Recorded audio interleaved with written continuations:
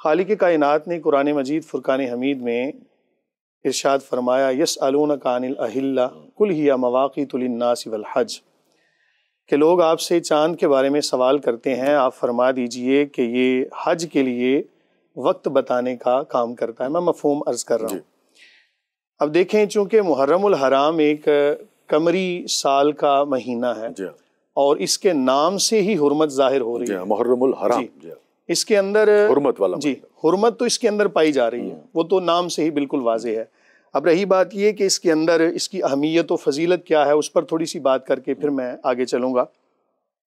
حضور نبی کریم صلی اللہ علیہ وآلہ وسلم آپ نے جب دیکھا یہود روزہ رکھتے ہیں عاشورہ کا محرم الحرام میں، اور 10 کا صرف، تو نبی کریم صلی اللہ علیہ وآلہ وسلم آپ نے سوال فرمایا کہ یہ کیوں روزہ رکھتے ہیں؟ حالانکہ جانتے ہیں، لیکن ایک سوال فرمایا تاکہ بات واضح ہو جائے، امت کے لیے تعلیم ہو جائے۔ بتایا گیا کہ اس دن حضرت موسیٰ علیہ السلام کو اور آپ کی قوم کو فرعونیوں سے نجات ملی تھی، اس کی خوشی میں آپ صلی اللہ علیہ وآلہ وسلم نے فرمایا کہ ہم حضرت موسیٰ علیہ السلام کے زیادہ اصل میں تو حضرت موسیٰ علیہ السلام کی تعلیمات پر اور ان کی نبوت پر ایمان لانے والے مسلمان ہیں، اور ہر دور کے اندر، یہ بات بھی عرض کر دوں کہ ہر دور کے اندر جس نبی کا جو کلمہ پڑھنے والے ہوتے ہیں ان کو مسلمان ہی کہا جاتا ہے، غیر مسلم نہیں کہا جاتا۔ ہاں، اس کے بعد کوئی اپنا جو بھی نام رکھ لے، اس کی وجہ کہ ایمانیات حضرت سیدنا آدم علیہ السلام سے لے کر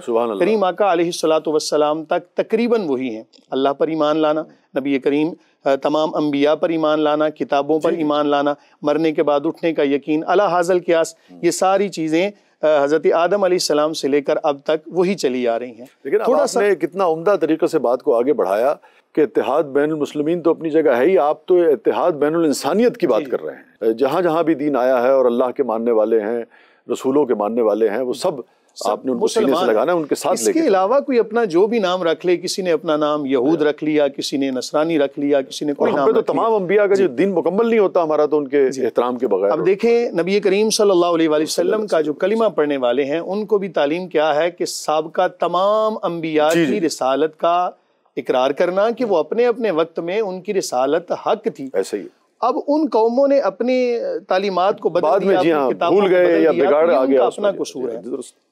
اچھا، اب بات کرتے ہیں، نبی کریم صلی اللہ علیہ وآلہ وسلم نے فرمایا کہ ہم حضرت موسیٰ علیہ السلام کے زیادہ اہل ہیں، اور آپ نے فرمایا کہ تم روزہ بھی رکھو اور ساتھ یہود کی مخالفت بھی کرو۔ مخالفت کس معنی میں؟ تاکہ ان کے ساتھ مشابہت نہ ہو جائے۔ تو آپ صلی اللہ علیہ وآلہ وسلم نے فرمایا، جس کا مفہوم ہے کہ تم 10 کو بھی روزہ رکھو، ساتھ 9 کا ملاؤ یا 11 کا ملاؤ۔ جی، اس سے پتہ چلا کہ محرم الحرام کی حرمت اور اس کی عظمت و شان نبی کریم صلی اللہ علیہ وآلہ وسلم نے خود بیان فرما دی اور اپنے عمل سے یہ بتایا۔ اور اس کے علاوہ آپ اگر تاریخ کے اوراق کھولیں، آپ کو یہ بات واضح ہوتی ہے کہ حضرت سیدنا آدم علیہ السلام سے لے کر حضرت نوح علیہ السلام کی کشتی کو کنارہ ملا، یہ بھی عاشور کا دن، محرم الحرام کے مہینے میں۔ میں چونکہ عاشورہ کی بات اس لیے نہیں کر رہا کہ میرا مقصد محرم کی فضیلت کو بیان کرنا ہے، اب اس میں ایک خاص دن ہے عاشورہ، یوم عاشوری کا ہے نا جی، عاشور کا، اسی سے منسوب ہے، 10 محرم الحرام کا۔ حضرت نوح علیہ السلام کی کشتی کو کنارہ ملا تو وہ بھی عاشورہ کے دن محرم الحرام میں۔ اگر حضرت یونس علیہ السلام آپ کو مچھلی کے پیٹ سے نجات عطا ہوئی تو وہ بھی یہی دن۔ اور اس کے بعد اگر قیامت کے بارے میں تذکرہ ہم پڑھیں تو یہی روایات سے ملتا ہے، جس کے بارے میں حضرت شیخ عبد القادر جیلانی علیہ الرحمہ آپ نے بھی صراحت فرمائی، جس کا مفہوم ہے کہ قیامت قائم ہوگی تو 10 محرم الحرام کے مہینے میں 10 تاریخ یعنی عاشورہ کے دن۔ اس سے پتہ چلا کہ یہ مہینہ بڑی اہمیت و فضیلت کا ہے۔ اب اس کی اہمیت پر اس کو اجاگر کرنے کے لیے طریقے مختلف ہیں، کوئی روزہ رکھ کے اس کی اہمیت کو بیان کرتا ہے، اور کوئی جناب کوئی چیز پکا کر، کوئی صدقات کر کے، اور اس کے حوالے سے یہ بھی آتا ہے کہ جو اس دن کے اندر کثرت کے ساتھ صدقات کرتا ہے اللہ تعالیٰ سارا سال اس کی روزی میں برکت عطا۔ سبحان اللہ۔ تو علامہ صاحب، ابھی یہ ذکر ہوا، آپ سب نے کھول کھول کر بیان کیا، مختلف واقعات کا تذکرہ ہوا، اور یہ بڑے غیر معمولی تاریخ میں واقعات ہیں، غیر معمولی واقعات ہیں، اور پھر اس سے تو سبھی ان واقعات سے ہو سکتا ہے بہت سارے لوگ ذرا کچھ کم آشنا ہو، کچھ اس سے واقف ہوں گے، اور مگر امام کی شہادت کے حوالے سے تو ایک عالم جو ہے وہ اس سے آگاہ ہے اور اس سے آشنا ہے۔ اور پھر یہ جو عاشورہ اور قیامت کا تعلق ہے، اس سے بھی یعنی کہ پوری دنیا جو ہے مسلمان جو ہے خاص طور پہ اس سے آشنا ہے، اور ایک قیامت وہ ہے جو آئے گی، اور ایک قیامت جو ہے وہ پھر ہم دیکھتے ہیں کہ کربلا میں جو ہے نا کربلا شادی کربلا میں آئی۔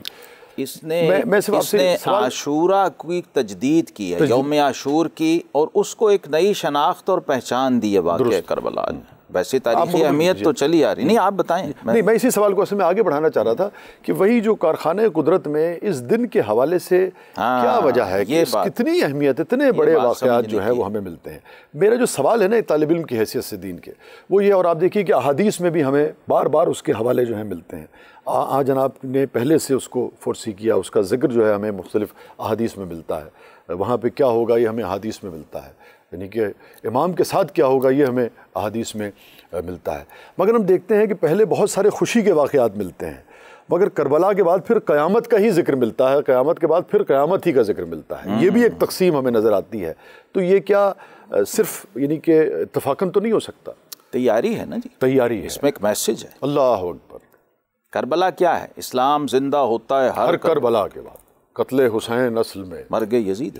حق اور باطل چل رہے ہیں نا ساتھ ساتھ، موسیٰ و فرعون و شبیر و یزید، این دو قوت از حیات آیت پدید، اقبال نے کہا جو نتیجہ نکالا۔ اور پھر کہتے ہیں کہ نہایت اس کی حسین ابتدا ہے، غریب و سادہ و رنگین ہے داستان حرم، یہ چیزیں سمجھنے حسین ابتدا ہے۔ یہ کوئی عام شاعر نہیں کہہ رہا نا، یہ ایک فلسفر کہہ رہا ہے، ایک اسکالر کہہ رہا ہے، اور ایک جینیس جو اپنے صدی کا جینیس آدمی ہے وہ کہہ رہا ہے۔ نار جو گلزار بنی ہے یہ بھی یوم عاشوری، یوم عاشور بالکل، ابراہیم علیہ السلام پر جو نار نمرود جو ہے وہ گلزار ہوئی، اور موسیٰ علیہ السلام کے لیے درائے نیل میں رستہ بنا یہ۔ اور جب رمضان نہیں تھا بھائی، عاشوری فرض، تو یہ سب اس کی تیاری آپ کو نظر۔ جب یہ فرض 5 نمازیں نہیں تھیں نا، 5 نمازیں جب فرض نہیں تھیں تو تہجد کو بطور فرض پڑھا جاتا۔ یہ یام 20 جو ہے نا، 13 14 15 اور عاشور، بس یہ 4 روزے تھے، یہ رکھے جا رہے تھے شروع سے، موسیٰ علیہ السلام کی شریعت سے چلے آ رہے تھے کنٹینیوٹی کے ساتھ، اور فرض تھے، اور یہ رکھے جاتے تھے ہمیشہ۔ پھر جب رمضان آیا تو اب دیکھیے ہوتا کیا، ہاں وہ فرض ہو گیا، لیکن یہ پھر بھی رہا، صرف سٹیٹس بدل گیا کہ اب یہ نفل ہوگا۔ تو محرم جو ہے نا، محرم بیس ہے شاہ جی، مہینوں کی، وقت کی، زمانوں کی، اور خود خالق کائنات جو کسی ٹائم اینڈ سپیس کا پابند نہیں ہے، زمان و مکان سے ماورا ہے، جہت و زمان سے پاک ذات ہے، وہ محرم سے آغاز کر رہا۔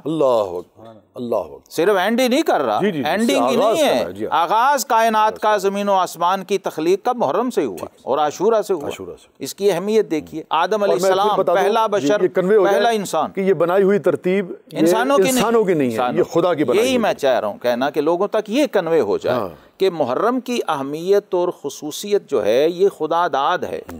سبحان اللہ، سبحان اللہ، سبحان اللہ، سبحان اللہ۔